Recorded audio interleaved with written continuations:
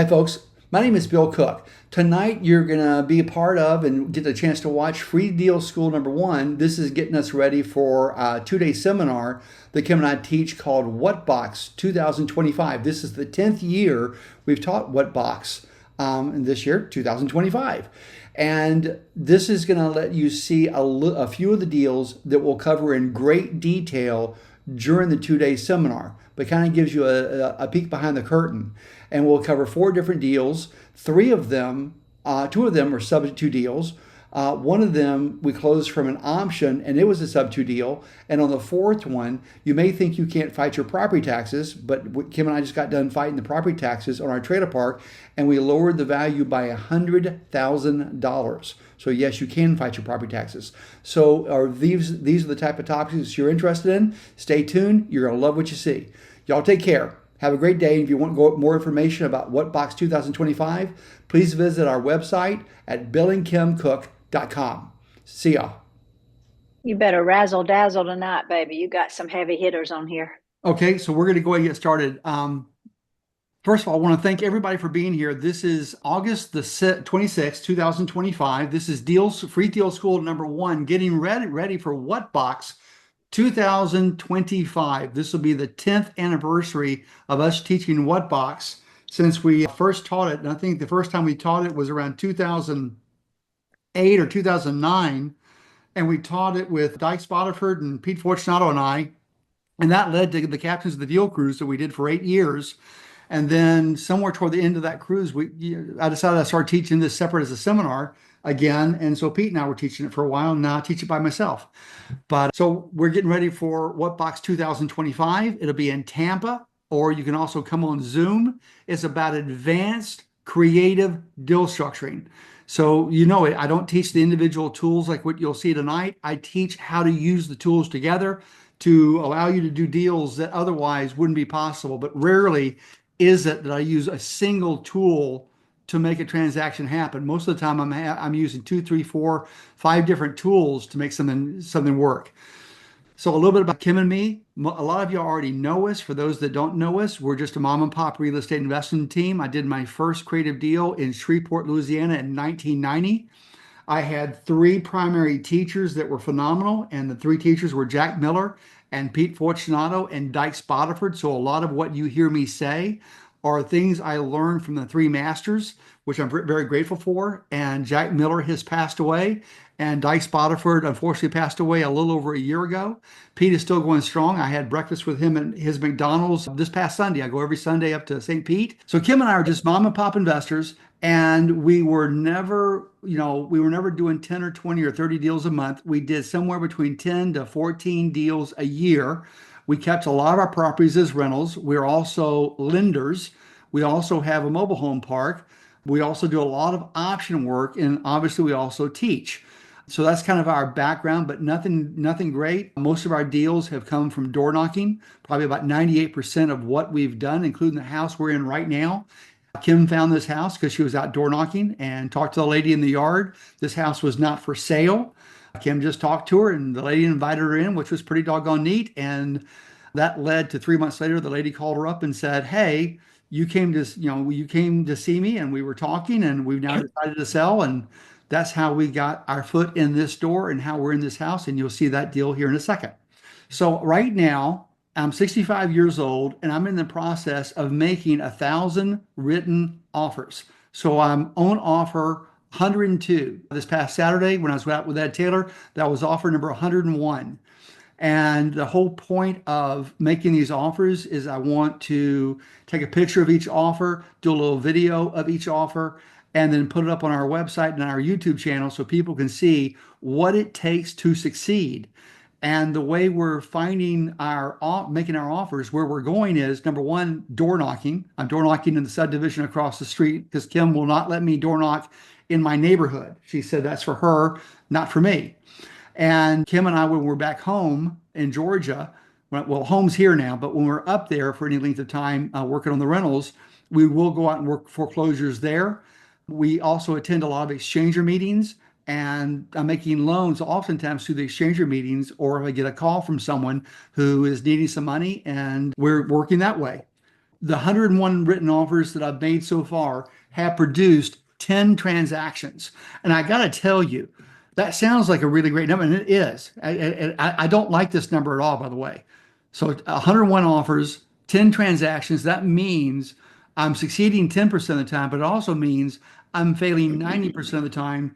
And you won't believe this, but me failing 90% of the time, it scares me because I should be failing about 99% of the time. Normally, I've got to do about 50 written offers to get one transaction to go through. And whenever I have a run like this where I've done 10 and got, out of 100, that means I'm going to have a number of offers I'm going to make like about 75 or 100 without getting anything because the ratio always balances out. But I just do want you to see that some of the transactions you see tonight are part of the transactions I've done since I've started on this quest to do 1,000 written offers. And tonight, if you have any questions, I want you to feel free to unmute. Talk to me, stop me, ask me a question. I'm all about that. I'm really happy to do that. I plan on ending at 8 o'clock. I plan on doing as far as the questions keep coming after that. I'll stay on to about 8:30, but 8:30 is about my bedtime. So be happy to help everybody and ask, and again, answer any questions I can. So let's begin with 5 Stonebridge Court. Now, 5 Stonebridge Court, I'm using this as the first deal, but this is a transaction that Kim and I did in 2007. So you might be asking, why am I using a transaction from 2007? The answer is it led to another rental we bought this year. But without this deal that you're looking at right now, we never could have done the other deal we just did. So the first thing is to know the beginning stages of 5 Stonebridge. And what had happened was there was a little restaurant that Kim and I used to love to go to. I worked in Cartersville, and there's a little restaurant in Taylorsville, which was about 2 towns over. And I went to Taylorsville. Kim and I were going to meet for lunch. There's a little place there we really liked. They had great hamburgers, great French fries, and really great chocolate milkshakes. And I am all about a chocolate milkshake. So anyway, because of where we wanted to eat, that's where we're going to meet. And I got there, I was in the parking lot and just arrived, and Kim called me and said she was going to be an hour late. I know many of you are thinking women are never late, especially wives. They're never late. Well, this one particular time she was late. And I was sitting there in the parking lot and I was thinking it was a hot day out. And I thought, you know what I'll do is I will go inside the restaurant and I'm going to have a cheeseburger and just a great big old large chocolate milkshake. And then I'll come back and sit in the car. And then when she pulls up in about an hour, I will tip the girls heavy in the restaurant so they don't squeal me out. And I'll go back in with Kim like I've never been in the restaurant. And I'll have another cheeseburger, this time French fries, and one more big chocolate shake. That's what was in my head. And I'm sitting there and I'm trying to talk myself into, let's go ahead and get that other milkshake and cheeseburger. And they have good cold air conditioning in this restaurant. And I decided that was a bad idea. My job was to go out and find people to help, find problems to solve. So I looked at my map and it turns out there was a little subdivision behind this restaurant. Now remember, I don't work in Taylorsville. It was there and I had an hour to kill. And so I went into the subdivision behind the restaurant. And at the 4th door I knocked on, and I was just knocking on every door. It wasn't a big subdivision, but I was knocking on every door in that subdivision. That was the idea. And on the 4th house I went to, a lady came to the door. I said, my name is Bill. I said, I love your subdivision, looking for a home in this area to buy. Do you know of anybody who's thinking about selling? There was no for sale sign in the yard. Her house was not for sale. Didn't see anything of distress. And she said, well, matter of fact, yeah, I have a house in Cartersville that I need to get sold quickly. Would you be interested? I was like, yeah. So I went into her house. We sat at the kitchen table. And here are the things that I learned. First of all, this was 2007. And she had just bought the house she was in about 8, 9 months before. And she got the idea to rent the house. Remember, this is 2007. And the market was just starting to turn. We knew there was a problem. No idea 8, 9, and 10 and 11 would happen. But we knew there was a problem with the market. But anyway, so she decided to keep her house that was in Cartersville on Stonebridge and rent it out. And she had a family member that wanted to rent the house from her. We all know how this is going to go. She had a tanning business that she just had to shut down. So when she bought the house she was in now, she had a tanning business and making good money, but because of the downturn, no one was getting tans anymore, and she went under. The business went under, and she was doing some part-time work. And the other person who ran into financial trouble was the family friend. Actually, she was a member of the family, like a cousin or a nephew. Can't remember what that family member was, but they quit paying rent, and this lady could not afford to pay the rent on her new home, nor the rent on the house on Stonebridge in Cartersville. And she had started getting notices because she was 2 or 3 months behind, and the foreclosure was being threatened on her house, and she didn't want to lose it to foreclosure. And she had borrowed some money from her family, for her mom and dad, and she was trying to get them paid back as well, but she was kind of in financial turmoil. So when I was talking to her there at the kitchen table, this is what we agreed to. This is the accord. First of all, I said, okay, we can buy Stonebridge. Now I hadn't seen it yet, so it was contingent on me going and looking at the home. But from the way she described it, it didn't need a lot of work. It was in good shape. It's been well, pretty well taken care of. And I knew the area where it was, and it's like this has a strong possibility of being a good long-term rental. And to keep her in good graces with her family, I said, "You don't evict the tenant who's in your family. Let us evict him and be the big bad landlords." And we agreed to pay $90,000 for the property. Her mortgage balance was about 80, which meant she was going to get about $10,000 cash at closing, and that could be used to pay back her parents a loan she had borrowed from them and catch up the payments on her own property to put her in a better financial standing. And when we looked at the house, the idea was this would be a good long-term rental for us. So this is us buying the house. So this is the HUD one. And one of the things I asked her, I said, we'll buy your house and I'll pay the 90. And again, the real estate market was shaking. It wasn't real solid. Things were heading down. There was a lot of negative talk on the radio and TV. And I said, I'll buy your house as long as you will leave your mortgage in place on that house, meaning we get the house, it goes into our name, Kim and I would own it. But her mortgage is not paid off at closing. Her mortgage stays in place. We're agreeing to make her mortgage payments on her mortgage for her until that mortgage is paid off according to the terms of her note. So we're not assuming her mortgage. This is just leaving it in place. The mortgage stays in her name. So she agreed to this because she was going to lose the house to foreclosure anyway, and she owed her parents. And saying yes to this deal was going to help her in a number of different ways. So we bought it in September. Wow, look at that. September, which is almost September now. September 2007. We bought it for about $90,000. And people always ask, can you actually do a sub-2 deal? Is that legal? And Kim, let's see, we did our first sub-2 deal in 1998. Our horse ranch, where we lived for 19 years, was a sub-2 deal. And as you'll see, the house we're living in right now is a sub-2 deal. That just means the seller leaves the mortgage in place. But if you look at lines 203, 503, on every HUD one that was printed since 1975, I think, it has down there existing loans taken subject to. It's pre-printed. It's on the stinking document and has been for many, many years. So that's where this went. And so this shows you this was a sub-2 deal. So we have that. And now, once we bought it, because the house didn't need much work, and while we're going to closing, we were also evicting the lady in the house, the family member. But as it turns out, the family member was moving in with other family members, and so it was easier to get her out. So we bought this at the end of September, and at the beginning of October, we had this thing rented for $900 a month. And that was covering the mortgage payment, the taxes, insurance, and any expenses we're gonna have. We weren't gonna make very much cash flow, but it was gonna be a good long-term hold. We didn't pick up any equity. It was gonna be a good long-term hold. So that was in 2007. And I just leased this property again. And this is the lease we just did January 1st. And the tenants have been there for 3 years, I believe. This was their third year. This is their third or fourth year in this house.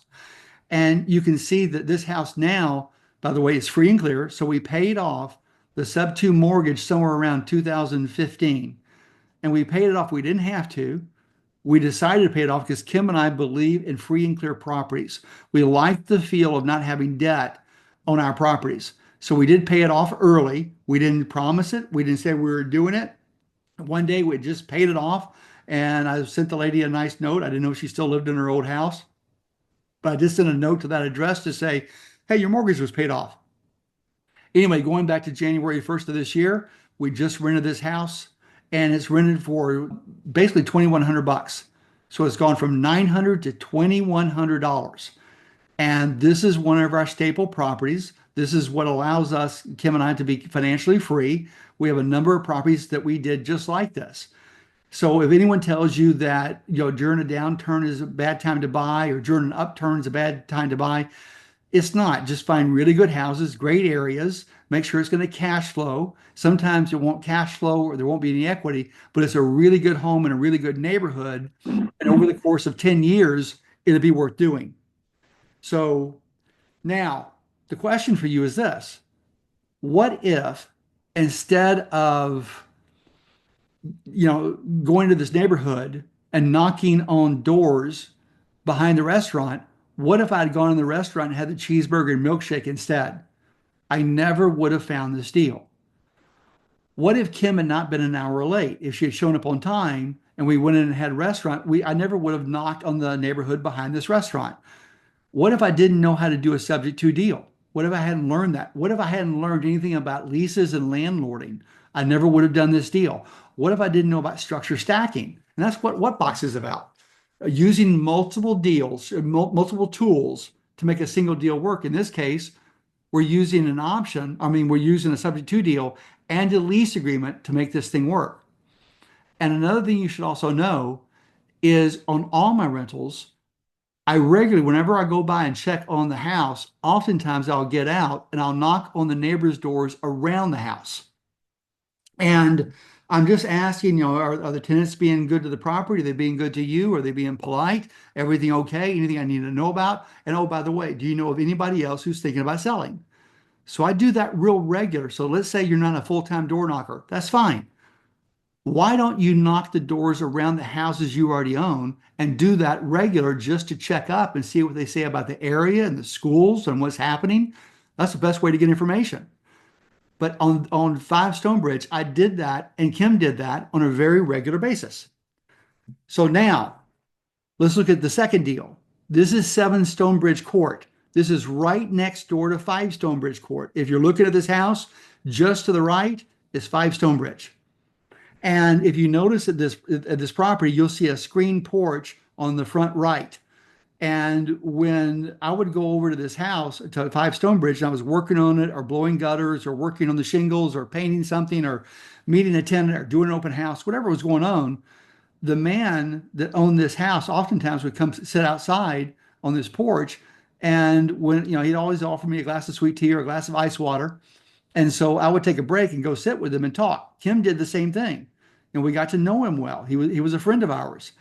And as he was getting older last year and he was having some health issues, he had told his son, listen, son, if I don't make it, if I die, you make sure you call Bill and Kim Cook because they'll be able to make you a good offer on my house. And the offer had a lot of clutter. It needed some paint. It needed some updating.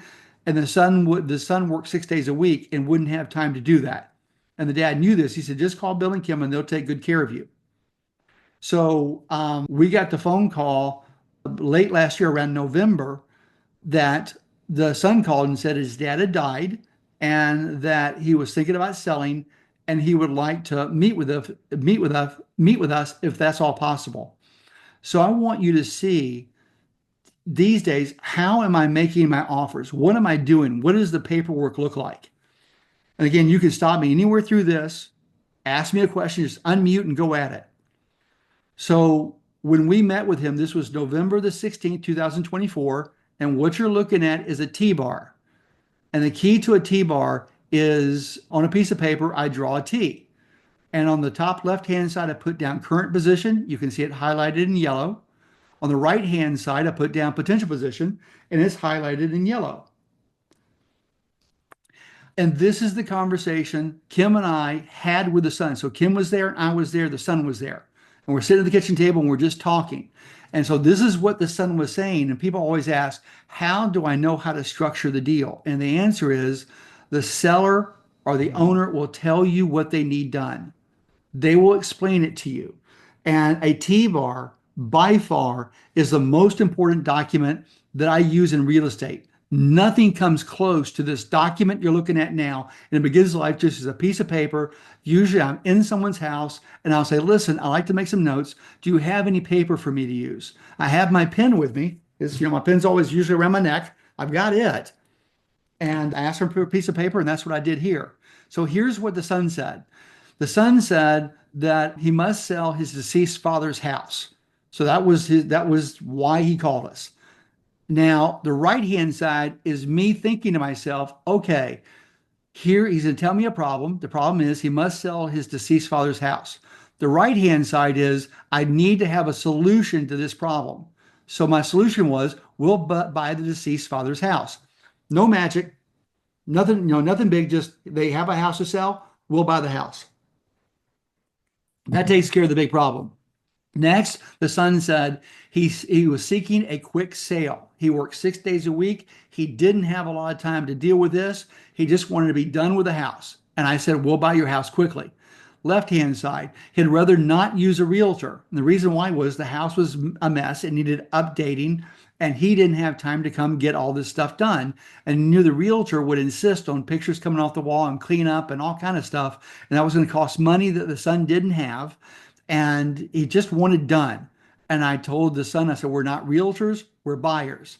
Next one, he doesn't want to do the trash out. A lot of old furniture was there and needed to be cleaned out, and he didn't want to do it. A lot of work, didn't have time. I said, we'll do the trash out. Left-hand side, doesn't want to do any repairs. Right-hand side, we'll buy the house as is. Let us do the repairs. Left-hand side, he doesn't want to pay for a rehab. Right-hand side, because the house needs to be updated. Right-hand side, you don't have to pay for the rehab. We'll buy the house as is. Left-hand side, he's a contractor, and he understood that the repairs would be about $30,000 and he didn't want to pay it. Right-hand side, we'll buy the house as is. We'll do the repairs. You don't have to do anything. Left-hand side, he was having to drive back and forth from Calhoun, Georgia, which is about 45 minutes north of where 7 Stonebridge was. And he just, that's an hour and a half round trip. And he just didn't have the time. And I said, don't worry, you never have to come back here again. Once we get this thing under contract, all you got to do is come back and to closing, and that's it. Left-hand side, he doesn't want to get eaten up with closing fees. I heard this and I said, okay, we'll pay all the closing costs. You won't be killed with closing fees. Left-hand side, the house had a fair market value as it was at somewhere around $320,000, $330,000. This is a 4-bedroom, 3-bath home with a full daylight basement and a beautiful big backyard. And so Kim and I figured the property had a fair market value as it sat about 320, 330. He said he would take 280. I didn't negotiate with him. I just said yes. Because Kim looked at me and she kind of gave me a look like, we'll do the deal. 280 is a fair price, because in the long term it was a fair price. But in giving him his price, I wanted something in return. Look at the things he's saying. He just wants done. He doesn't want to do any work. Doesn't want to put out any money. He just wants it to go away. In other words, he's saying, I want to chew off my arm and be out of this. And to get out of it, as long as I get $280,000 cash, because I use part of that money to pay off a $175,000 mortgage his dad had taken out in 2021. He goes, I got to pay off that mortgage, and that will give me about $100,000 to put in my pocket. He goes, I'm good with that. So he's wanting out, doesn't want to list with a realtor. And I said, we can make sure you have the $100,000 in your pocket, provided you leave your dad's mortgage in place. And we'll agree to make your dad's mortgage payments on his mortgage for him until it's paid off according to the terms of his mortgage. A sub-2 deal. Just like what you saw at 5 Stonebridge. Same thing. Same structure. So now you're looking at my offer sheet done the same day.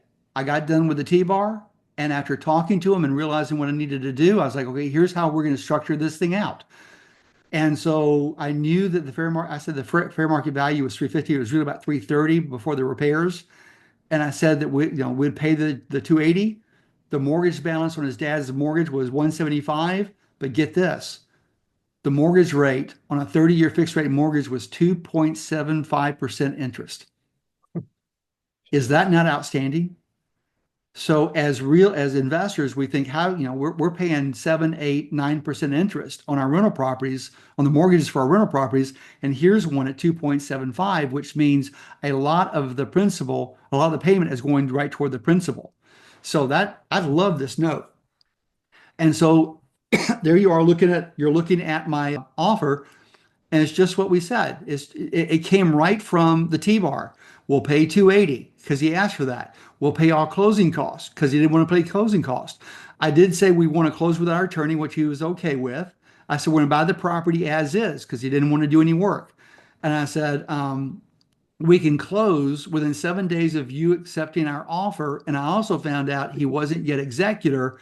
I also said you need to be appointed the executor. So once you're appointed executor, then we can close on this within 7 days. And I want Bill, the judge, yeah, sorry, Terry has a question when you get a moment. yeah, Terry, go ahead, Terry. Hi, Bill. Thanks for taking my question. Real quickly, what happens if the deceased son lets the mortgage company know that dad has passed away? Will you be able to take over a mortgage when the mortgage company knows that he's already deceased? Would that not be a problem there? Well, more than likely, the mortgage company will find out that the dad is deceased. But like with any mortgage, let's say I had a mortgage on this house and I died. The mortgage company is not going to call the note due. Kim can stay in the house. Or if we had this house as a rental, the tenants can continue to stay here. The mortgage company can't call it due. What would allow them to call the note due is if title to the property transferred, which is happening. It went from the dad to us, and then that can turn on the due on sale clause, and the lender can call the note due. Again, I'm not going to go into a lot of detail about due on sale clause. Know this: I did our very first subject-to deal in 1998. Our primary residence that we bought in 1999, the Horse Ranch in Adairsville, was a subject-to deal. The house we're in right now is a sub-to deal. We've been doing sub-to deals for 25 years. I've never had one called due. I've had people I bought the house from die. I've had them go bankrupt. I've had them call the lender to say, hey, we sold the property. I just kept making the mortgage payment, kept making the mortgage payment, kept making the mortgage payment. Plus, there's when you title transfers, there is a default in the mortgage, and there's ways that I'm not going to go into here. There's ways you can cure the default that are very creative, and it stops the lender from calling the note due. I do cover that at what box, but I just don't have that time to cover it during this call. Okay? Does that answer your question? Yes, thank you. Okay. Other questions? So anyway, so you're looking at this. So we had a good mortgage on this thing. And so again, you're looking at the HUD 1. So that the offer was made in November 2024. It took him a while to get the estate in place, but once he had it in place, he called us up. So on April the 2nd of this year, we paid $280,000 for the house. We bought it subject to a $175,000 mortgage at 2.75% interest. So you're looking at the HUD 1. You can see where the date's circled in red. And then you see highlighted the $280,000. That's what we're paying for the home. And then if you see down below lines 203 and 503, it says existing loans taken subject to, which is 175. So he got the difference between 175 and 280.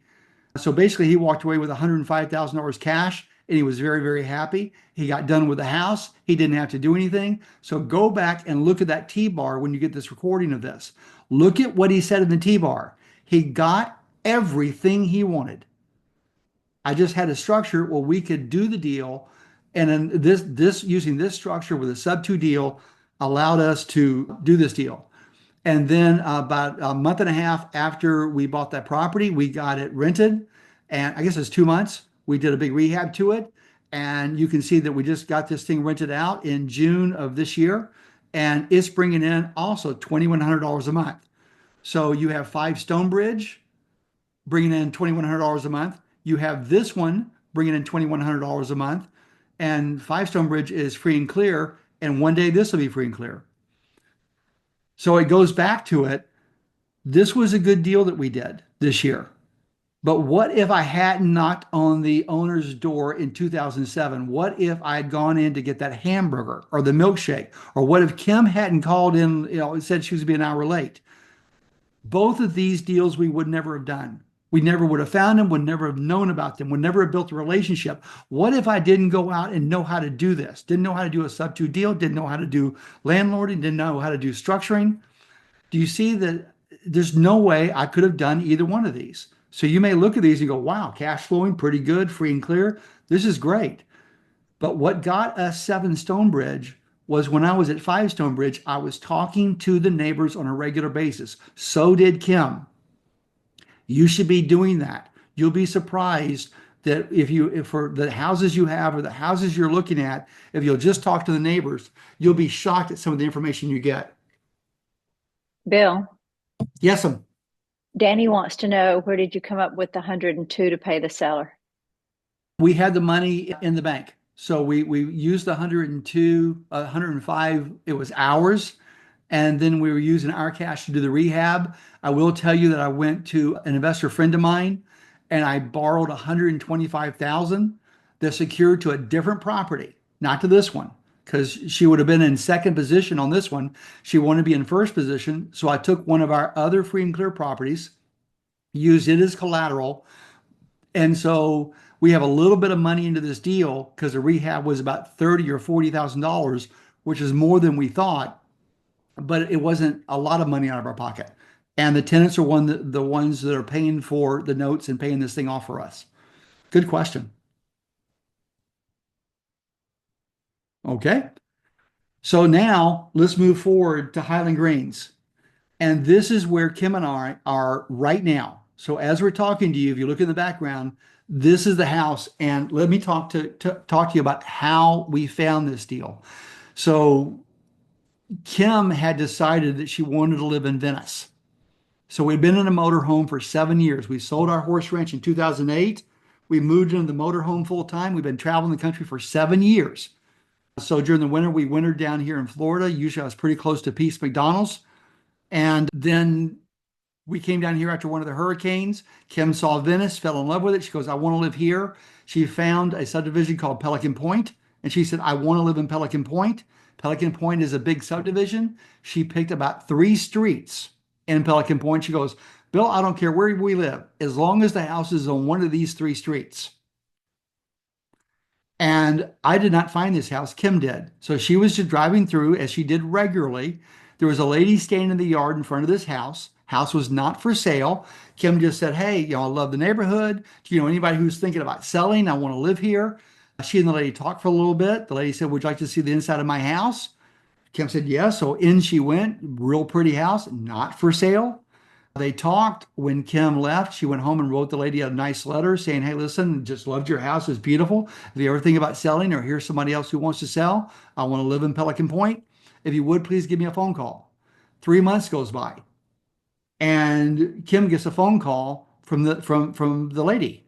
And the lady said, we never thought we'd sell, but we've decided to move to Vermont, northern Vermont, and we need to sell our house. So Kim came to me and said, can we go meet with them? And we did.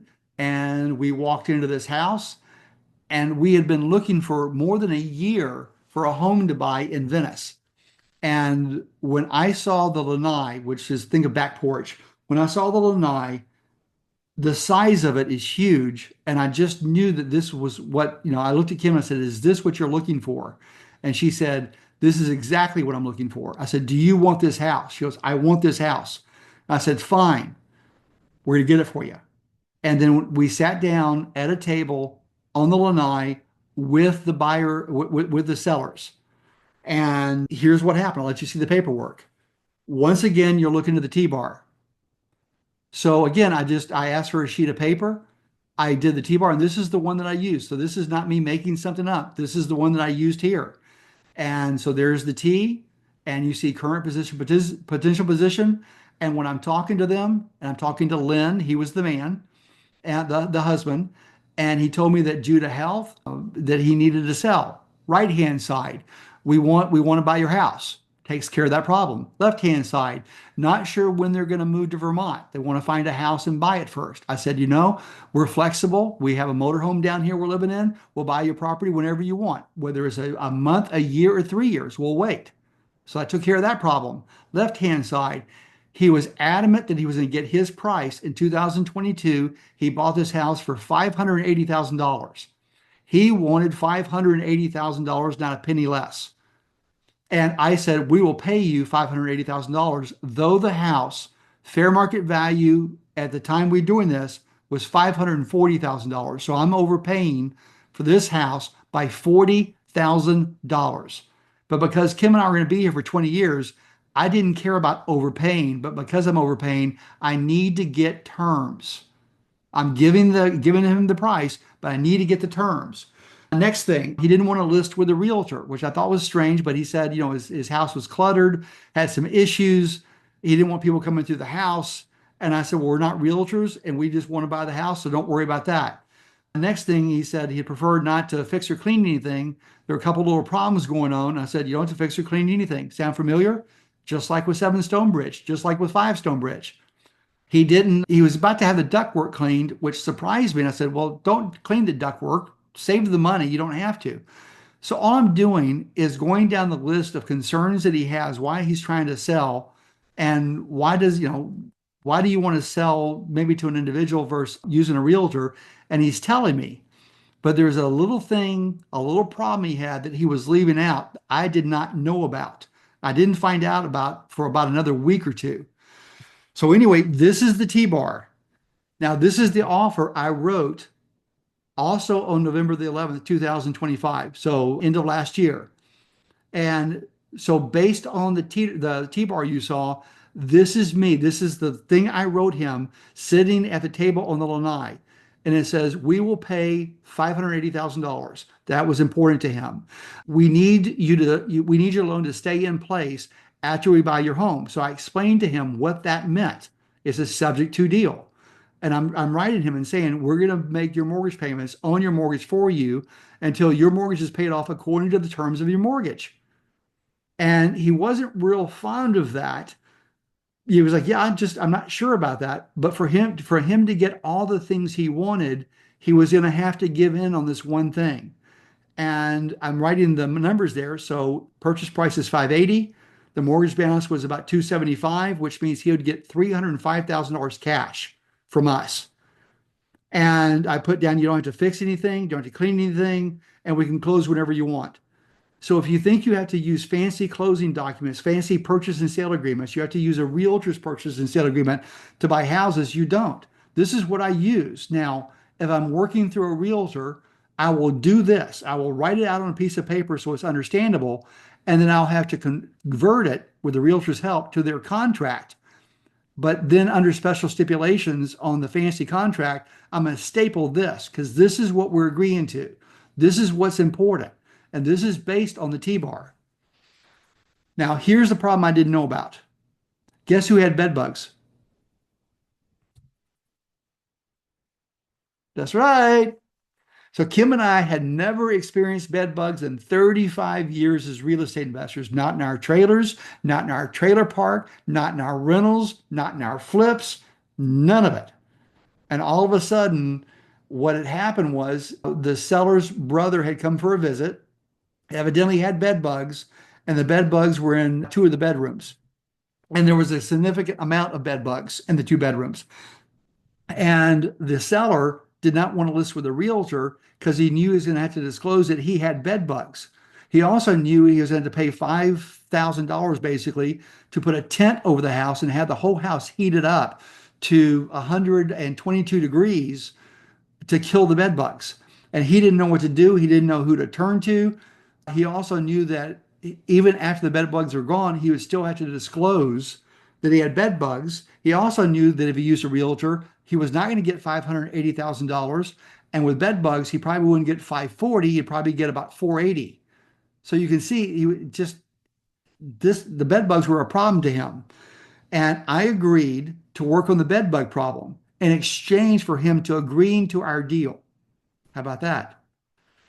By the way, I did a lot of research. I found a chemical called Crossfire.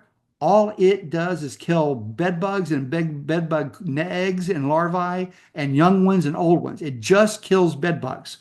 And I used this and I sprayed the 2 bedrooms and the mattresses and everything around it. And with one coating, I killed all the bed bugs in this house. We're in here now, no bed bugs. So if you ever want to have bed bugs, go check out Crossfire because that stuff works great and it's not harmful to humans at all. And So, remember, we coated the house with diatomaceous earth too. yeah, I call it Diocletes or whatever it's called. But anyway, we put that powder down on the carpets so they walked across it. And there is not a bed bug in sight. Not a bed bug here. Christina has a question Christina. real fast. Hi, Bill. Hi. Kim. How are you guys? Good. Quick question. Do you do an inspection in these houses before you present your offer? Nope. Usually I'm just in there. I had not walked around the house at all when we sat on the lanai. I just saw the lanai. I saw the size of the lanai and we sat down. So the way I do things is I want to sit down and do the T-bar. I want to find out why they're selling. That's more important to me than how many bedrooms and bathrooms you have. And oftentimes I'm going to sit in the kitchen at the kitchen table because that lets me know if they have beds or bugs or if they have dirty dishes in the sink or if the floors are sticky or how are they taking care of their house. But I want to get to the kitchen table. I want to do the T-bar. I want to understand the situation. I want to get to an offer and then I'll go do my due diligence. So how did you find out about the bed bugs? He told me. He Oh. said that he was having a bug problem the first time we met. And I said, let me just look around the house. And I did. And I was looking for roaches because I thought he meant roaches. And I didn't see roaches anywhere. Right. And then I was out there the second time. And he again mentioned an insect problem. And I walked around the house again looking for termites. I didn't see any termites. On the third visit with him, we sat down and I said, you've mentioned that you have a bug problem. He goes, yeah. I said, is it bed bugs? And he goes, yeah, how'd you know? I said, because I've ruled out termites and cockroaches. And it hit me. He has bed bugs. So that's how I found out. So what you're looking at now, I said, I got an option agreement, which was, it gave me the right to buy his house, pre-agreed to price and terms, which was I'll pay $280,000 and we're going to buy it subject to his mortgage. So we're locking that in place and I can buy this property anytime in the next 10 years. I'm sorry, 5 years. So he said he wanted time. So I said 5 years, anytime during that, this will be the price and terms of the sale. Okay. And you might be saying, why would he agree to lock in to sell only to me? And it's because I was giving him everything he wants. Now, and you're looking at the option agreement that I drew up, and I draw up my own documents. And again, one of the reasons you might want to come to Whatbox is when I'm covering the deals, you're going to see every document used in the deals that I do, every page of them. Also, you get the documents in Word format that are this fillable format that when the class is over with, you'll get all of my documents. Now, my documents work really good in Georgia. Some of them will work in Florida, but for them to work in your state, you're going to have to take them to an attorney in your state and make sure that they work in your state because every state's laws are different concerning real estate, concerning landlording, concerning option agreements, contract law. So you got to make sure it's going to work in your state. But I want you to look at this option agreement and down there you see highlighted the consideration. So for him to give me the option, I had to do something that he found valuable. Look what I agreed to do. The optionee, who's me, treating the optionor, who's the sellers, their bed bug infestation. I didn't say get rid of or exterminate. I said treat. In other words, I said, I don't know if I can get rid of them or not, but I go to this work and I try to get rid of these bed bugs for you. I want to have the right to buy your house. I don't want you to go all of a sudden decide to sell to somebody else. And he agreed to this. So the consideration on an option agreement or on any type of contract does not have to be cash. It just has to be something the other party finds of value, and getting rid of the termites was very valuable to these homeowners. Next, I told you I had a 5-year right to buy this property pre-agreed to price and terms. One of the things I put in my option agreements is the right to extend. I'm sorry, wait, you're looking at the agreement date. So it was going to begin on February the 18th, 2025, and it was going to end on December 31st, 2030. So that's the 5-year option agreement. And then I have down, if the option is exercised, what are we agreeing to? And this is it, where I'm paying $580,000 and I can take over the property subject to the mortgage. And again, there's more stuff below this that I just, wasn't going to fit on the screen, but I just want you to see it says, the option is exercised. Here is the agreed to purchase price and terms. Next, I said, I don't know where we'll be in 5 years.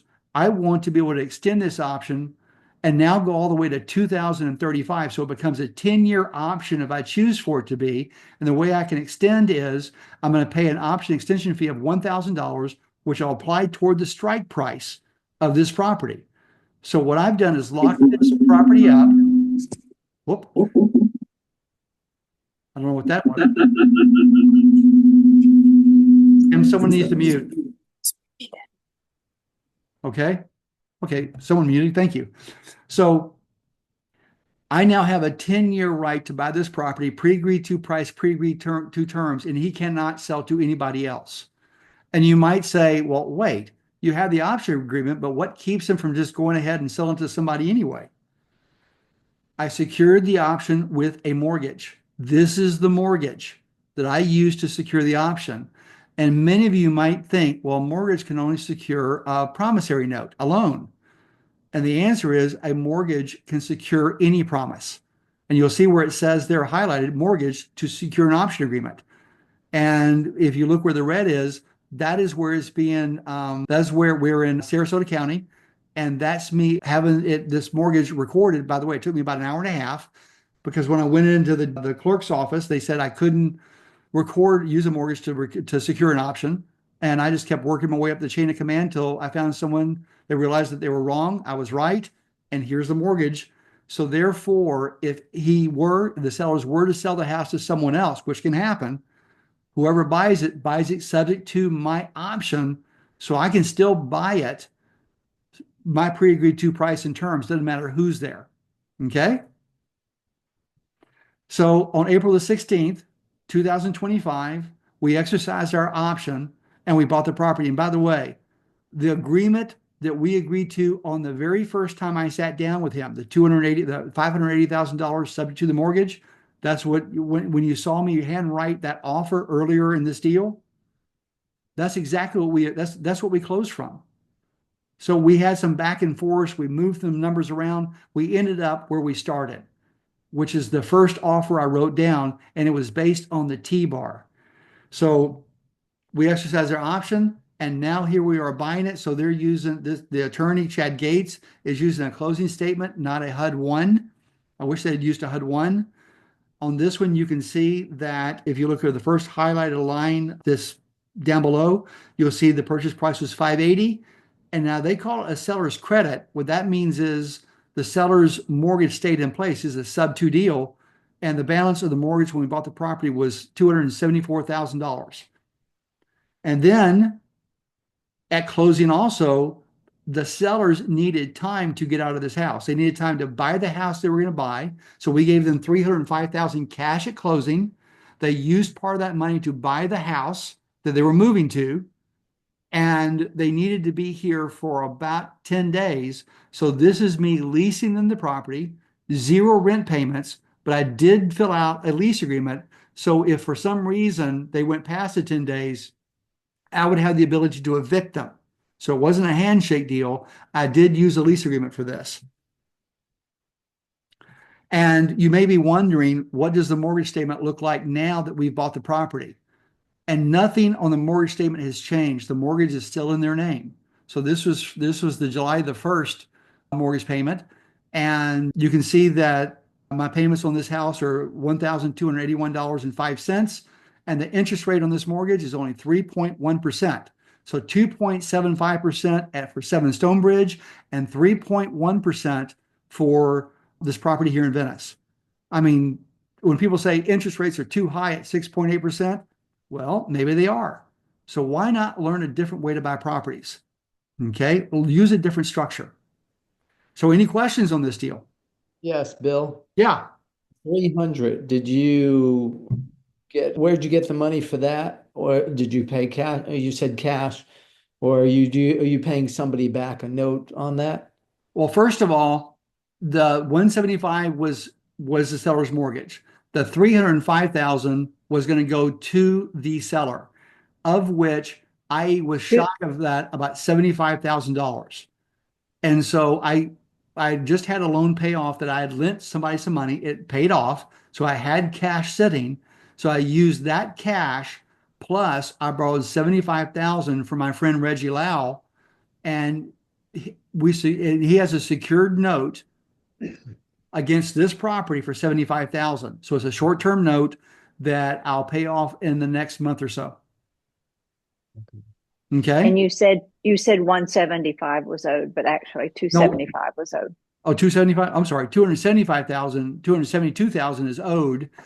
The seller got 305,000, and then there's now a note against the property for 75,000 with my friend Reggie Lau, and I'm looking to replace Reggie as the lender. So I'm gonna go and I'm looking right now for money to replace Reggie and his 75,000. I want to give him his money back so he can go put it to work. And I'll go to, this is one of the things when I'm going to the exchanger meetings, I'm looking for money to say, okay, I need to leave the second in place until sometime early next year, of which then I will pay off the 75,000. So anyway, that's this deal. Bill? Yeah. Bill? Danny asked what would have happened if you were ready to exercise the option and the seller decided he did not want to sell any longer. Okay, so remember, I could have bought the house anytime within 5 years. Okay, I did say I wouldn't exercise until he found a house to buy and bought it. So that was a contingency in the option agreement. So even though I had a 5-year option, if he didn't find a house to go buy, then I couldn't exercise my option. But if he did find a house to go buy, and let's say he moved to it, then I can exercise. Now, one thing that may happen, they may change their mind and say, listen, we're just going to stay here. Now, what I may do then is go to something like a life estate deed. Get rid of the option, but in place, get a life estate deed, or leave the option in place and then be able to exercise once they no longer lived here. But again, that didn't happen. Things went according to plan. But if something else had happened, we would have dealt with whatever else happened. Does that answer your question? Yes, thank you very much. Just remember, our job is to find people to help and problems to solve. So people are bringing me problems every day, and they have for decades. And I've just gotten really good at solving problems. And mainly as I listen to what the problems are by doing that T-bar. I understand the problem and I'm coming up with solutions. And if one solution doesn't work, I'll switch to another solution. If it doesn't work, I'll go to another solution. So, Okay. Bill, they won't only get that $305,000 when they decide to sell. In this case, he did decide to sell. Right. But if he didn't, he said, I'm backing out, I don't want to sell any longer, the 305, he won't get that until. Yeah, I don't get title of the property. Kim and I can't live here, and he does not get $305,000. But All right. I have the property wrapped up with a secured option. So if he tries to sell to someone else, when they do their title search, that option is going to show itself, and no one's going to be able to buy the property. Okay. You secured your position. I secured my position. I don't just have the option. I secured it with a mortgage in the courthouse. And we talk of that when we're doing What Box, the seminar, we talk a lot about securing different promises, including notes, including options, including other things that come along. I'm forever securing things to make sure that they stay in place. So, if someone is in trouble and they need my help and I help, that's great. I don't want a year to go by and all of a sudden they don't remember that I had a cape at one point in time and saved their bacon. Bill, I have three more questions quickly. Yeah. And we're going to run over Um, by a little bit, guys, just so you know, we're almost at 8, but we'll go over by a little bit because I have one more thing I want to show you, but I'm more than happy to answer the questions. Okay, real fast. Did the bank not have an issue with you placing a second loan on the property behind their loan? I didn't ask the bank, could I place a second on their property? That didn't even come up. They have the first. They're in a secured position. If they don't get paid, they'll foreclose. And because the house is worth about $540,000 and they have a $275,000 note, if they took that to foreclosure, they would get their money back. Okay, Dan, hang on a second, babe. Jeff Okay. wanted to know a second would not affect their security. That was just a comment, sorry. Any reason you optioned the price instead of the net equity? I'm not sure what George means by that, but maybe you do. Any reason you optioned the price instead of the net equity? Yeah, George, you might want to unmute. No, I have the answer. What did he, when I was doing the T-bar, how much did he say he wanted to make on the house? 580. 580. I don't argue with him. I go, fine, 580. 580 is the number. Could I have done the equity? There's a lot of ways this could have been structured. When you get the recording tomorrow, go back and look at the T-bar. Look at what he told me. When people ask, how do I know how to structure the deals? I ask a lot of questions. I listen. I write things down on that T-bar. And every time I write something down, I'm thinking, okay, this is the problem. This is what it's going to look like solved. Bill, Yeah. let me clarify. This is for your benefit, not his. He wants so much for the house, which you agreed to. He has so much in the mortgage balance today. And since this is a longer term option, basically what I would negotiate is the net equity going to him, the 520 minus whatever loan. I negotiate that net equity because any reduction, this is a longer term. Every month you have that mortgage paying down. That equity goes to you instead of paying for it. Yep. Okay, So- two more real fast. They wanted to know who is the mortgage company sending the monthly statement to. When Lynn and Chris moved out, they forwarded all of their mail to their new house. We are in the process now of getting the mortgage statement mailed back to our house. Tell them what you did on, I think it was like on Sunday, Kim. What'd you do on Sunday or this past Saturday? He had COVID. I did not know that. And he had COVID, and I took them chicken soup from the Mexican restaurant, took them some pastries. No, So I mean about changing the address. Oh, you mean online? Yes. Yeah, okay. But I'm having trouble with my password, so I've got to go back over to Lynn's and get him to help me with it. Okay, but the thing is, you were updating the information in the computer, so all mail Right. here. And because we're the ones paying the mortgage, even though the mortgage is in his name, we get to write off the mortgage interest because we're the ones paying it. We'll get the 1099. I'll give the 1099 to my CPA. We get to write off the mortgage. Same thing on 7 Stonebridge. The mortgage is in the deceased owner's name, but it's going to come to us, and I get to write off the mortgage interest because we're the one paying. Okay.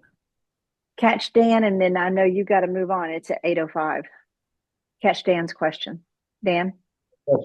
Confusion breeds inactivity. Would you say that he fully understands what you're doing?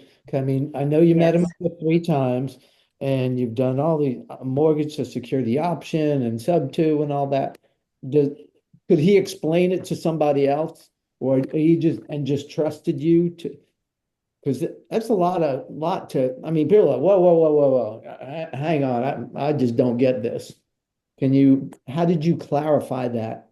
Great question. So at What Box, for those of you who are coming to What Box, number one is I didn't meet with him 3 times. I met with him 20 times. 20. 20. 20 times before we closed on this deal. We met. And each time I was explaining to him and teaching him what a sub 2 deal was. And twice I had him tell me and describe what we were agreeing to. And I was asking him questions. What is a sub-2 deal? What happens if I don't make the payments? What happens if the note gets called due? And he wasn't using. You also videoed him doing that, and you also had him do that at the attorney's office. Yes. So twice I have him videoed explaining what a sub-2 deal is and what we're agreeing to and why I'm paying $40,000 more for the house. And he's not using notes. He's just talking to me. And yes, I am recording him on video on my iPhone the entire time, and he knows it. He's talking into the camera. And then at closing, I had him do it one more time. I said, Lynn, I just want to double check one last time. Can you explain to me this transaction? Because it's a little bit crazy. And without stuttering, without notes, he went right through it, Dan. And he was super proud of the fact that he understood it.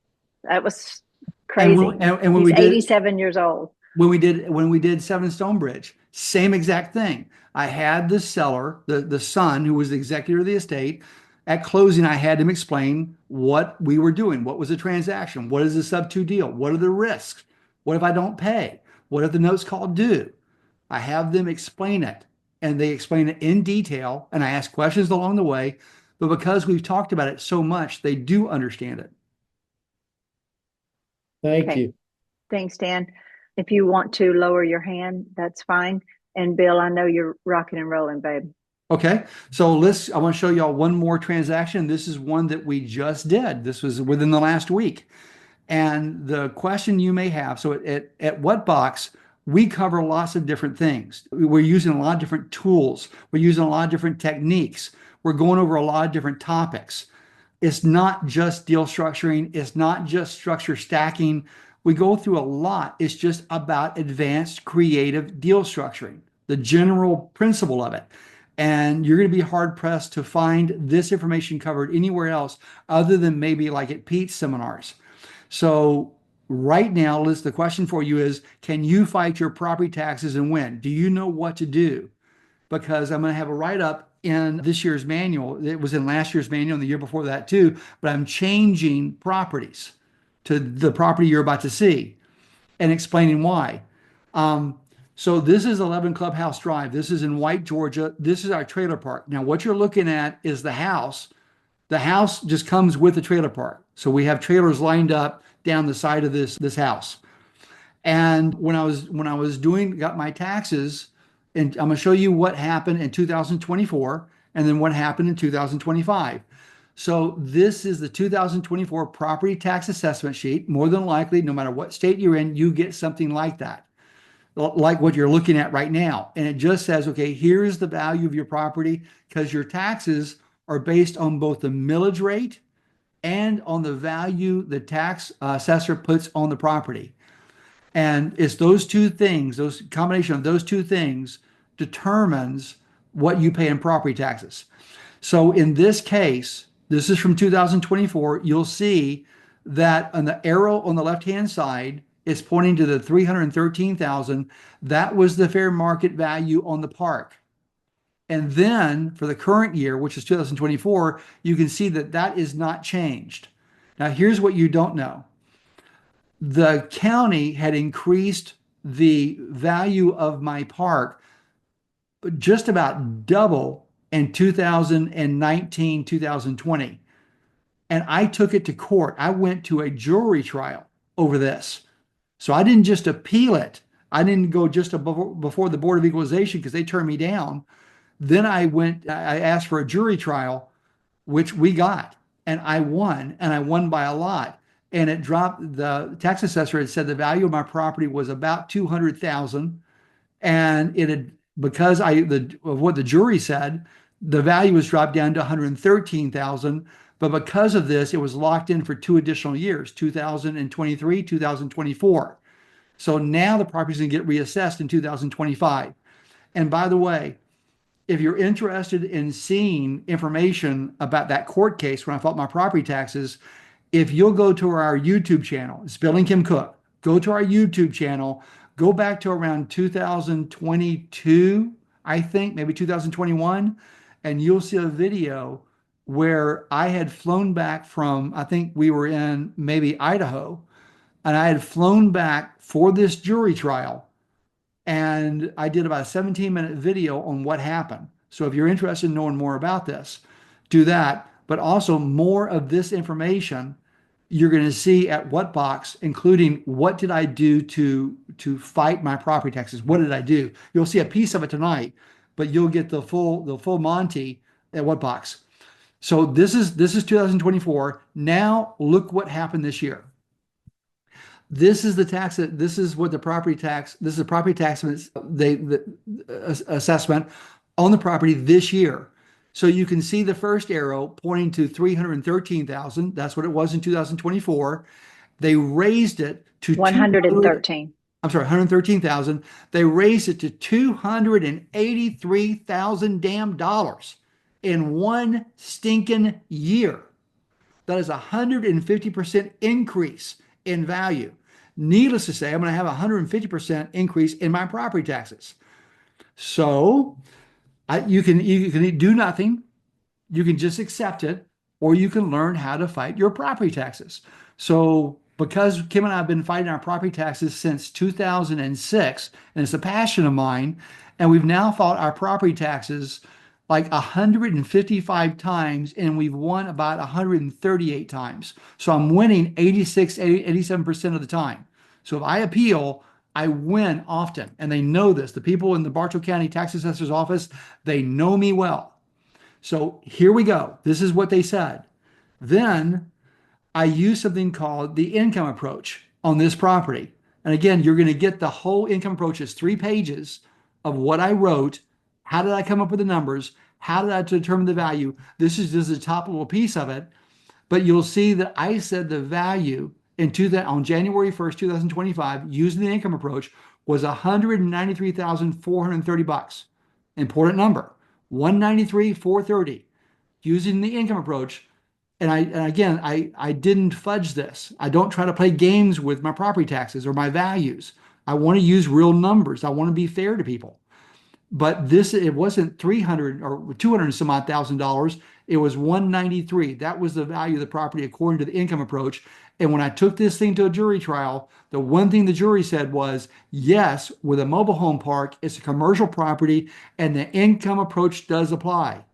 And I reminded them of that in this thing. Say, remember 2021, 2022, when we went to a jury trial? Are you sure you want to do this? I just got this week. Actually, it was last week. So it was sent out on August the 6th. And the tax assessor, I received it because it went to my P.O. box in Georgia, and then my office manager sent it down to me. And so look at what happened. They lowered the property value from 283 down to 193,430, which is the number I requested. So I got my number. Number 2 is they also gave me a 2-year lock-in, which means they can't change the value for 2006 or 2007, because I did request that. And that's me winning. So now when we do our property taxes, it'll be based on a value of 193. So yes, you can fight your property taxes and win, but you just have to learn that language. Okay? Now, I hope you picked up some nuggets tonight, maybe 1 or 2. And if you're wanting to know more about creative deal structuring, advanced creative deal structuring, and again, this is going to be a class like no others. Kim and I will be teaching What Box 2025. It's going to be a 2-day seminar. It's September 13th and 14th. It's going to be in Tampa, Florida, or you can come on Zoom, and it is recorded. And people on Zoom can unmute and ask questions just like this. So if people who are on Zoom, you're a part of the meeting. If you don't want to sit there for 2 days, and I don't blame you if you don't, because I sure wouldn't want to, everybody who signs up will get the recording, and you can go watch that and do it in bits and pieces, or go back to the parts that you need to learn about. The early bird special is $297 or $597. You can bring a guest for $397.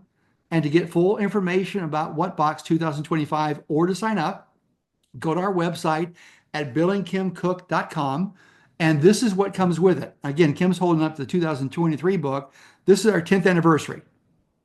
And again, 2-day seminar, in person on Zoom. The manual will be about 275 pages. I don't have the number yet, so I'm still adding a couple things to the manual. You also will get all the documents that I use in the deals that you see, and they'll come to you in a fillable Word format. You'll get a recording of the class, and you get an unconditional money back guarantee, which means when the course is over with, if you sit back and say that wasn't worth your time, your valuable time, we'll give you all your money back, no questions asked. So again, this is the information, and you're going to want to go to our website to get more information or to sign up. We do have limited seating. We're within about 2 weeks of the class, so this will sell out. It sells out every single year that we do this seminar. Love to have you there. I understand if you want to come on Zoom, but I will tell you, with the quality of the people, there's a lot of seasoned veterans that are in this class, and they provide really great information. It's great networking. So I strongly suggest being in person if you can swing it, but if you can't, then it's on Zoom. But again, whether you come in person or on Zoom, you will get a full recording of the class. And with that, I want to thank y'all very much. And if you have any questions, I'm all ears. And you had several, so unmute and jump in there if you still have questions for Bill.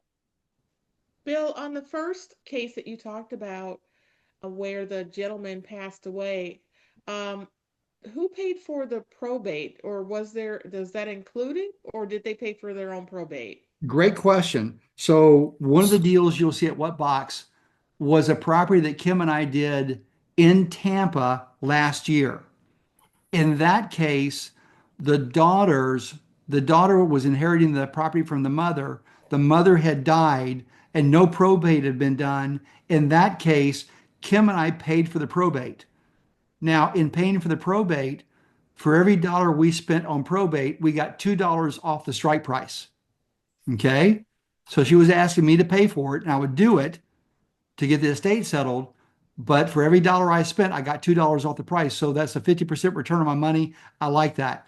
In the case of 7 Stonebridge, which is where the father died, when we met with the son in 2024, probate had not been set up yet. The son said he was going to do it. And what I said to him is, once you have probate settled, or you've been appointed executor and you can sell the property, then we'll buy the property from you. But we did not pay for that probate. He did. Good question. Bill, how do you handle the insurance aspect of this as far as changing it to your name and having the mortgage company loss payee? Okay, I want you to think about it this way. Okay, let's say with your house, you're with Allstate, and you decide to go with State Farm.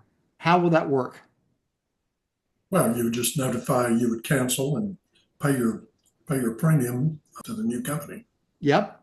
And what is it on with the new company? Is the lender listed as mortgagee? Well, they're listed as, yes, I would say. Yeah, they're so. listed as mortgage. They're the mortgagee. They're the lender. So the lender is going to be on the insurance policy along with the policy number. Okay. So it's the same thing. So when I'm buying a property subject to, one of the big mess ups people make when they don't know how to do a subject to deal is they'll leave the seller's insurance in place. Well, the second the title transfers, the seller's insurance no longer covers the property. So if there's a fire or damage done to the house, and the lender and the insurance agent does an investigation, and they will, who's living in the house, who's there, and they discover that the house had been sold, the insurance company will say, well, it turns out because there is not an insurable interest, we don't owe anything for this repair. Sorry about that. Y'all lied to us. So when we do a subject to deal, I'm going to cancel the seller's at the closing. As soon as the closing is over with, I cancel the seller's insurance policy. I have a limited power of attorney to do that with. And I tell the seller, I'm going to be canceling your insurance policy because you no longer have an insurable interest. So they know what I'm doing. And then my policy goes in place. They contact the lender to let them know, hey, this is the new insurance policy, just as like you switch from Allstate to State Farm. And they send the information. And with a lot of the mortgages, they're escrowed. And so everything just keeps working. It's just a different insurance company. Does that answer your question? Great answer. Thanks very much. Bill, Yeah. you said it goes in place. You do that once title changes hand. But you had a 5-year term on that, so it didn't change. You left the mortgage in place. Well, in the case of the option, remember, before I treated the bed bugs, I said, we had agreed to the deal. Mm-hmm. I was going to pay 580, and when I did Right. exercise the option and bought it, I was going to get it subject to his mortgage. We already had that in place. So before I treated his house, I have the right to buy his house. Doesn't mean I own it yet. I just have the Right. right to buy it, the exclusive right to buy that house, pre-agreed to price and terms. So he left his insurance in place because he owns the house. Gotcha. Now, That makes sense. Okay. in I got it. April of this year, he came to me and said, "We're ready to sell now." And so I exercised my option. Using the terms that were in the option, I bought the property. When at closing, I canceled his insurance policy. I'd already set up the new insurance policy. It was already in place.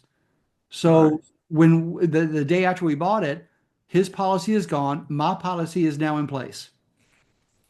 And the Gotcha. his lender is named as mortgagee along with their account number. That didn't change. Okay. Yep, Gotcha. didn't change at all. All right. So before I exercise the option, it's his house, not mine. Right. After I That's true. exercise the option, it's my house, my insurance policy. And today I was down getting Homestead. And so I just did the last step to get Homestead today. So starting in 2026, we have Homestead on this house, even though the mortgage is still in the seller's name. No problem. Kim, are you loving your new home? I'm loving it. I sure am. Thank you. Okay, dear. Thank you. Okay, folks. Well, let's call it a night. Love to see you at Whatbox. It's only $597. That's a steal with all the stuff that you're getting and the knowledge you have, the people you're going to be visiting with, and just think about learn how to fight your property taxes. I'm going to save about $600 in taxes just based on winning the appeal on the property. Just doing that would have paid for this class, plus all the other stuff we're going to cover. So I hope to see you there. Thanks for being here, everybody. Everybody have a good night. Love you guys.